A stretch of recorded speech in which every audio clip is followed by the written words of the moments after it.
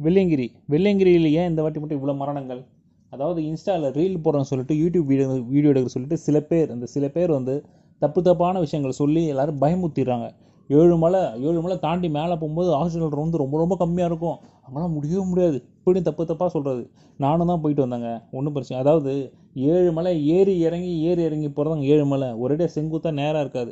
எப்படி திருப்பதிக்கு சபரிமலை போகும்போது அந்த மலை ஏறத்துக்கு வந்து சில விதிமுறைகள் இருக்கோ, அதே மாதிரி வெள்ளையங்கிரி போகிறதுக்கு சில விதிமுறை இருக்குது. அதாவது ஃபஸ்ட்டு நீங்கள் நான்வெஜ் சாப்பிடக்கூடாது. இப்போது நீங்கள் போகிற முடிவு பண்ணிங்கன்னா ஒரு மாதத்தில் 20 நாளுக்கு முன்னாடி நான்வெஜ் சாப்பிடக்கூடாது, ஸ்மோக் பண்ணக்கூடாது, ட்ரிங்க் பண்ணக்கூடாது. முக்கியமாக போட்டு ஏறக்கூடாது, கலாட்டா பண்ணிட்டு ஏறக்கூடாது.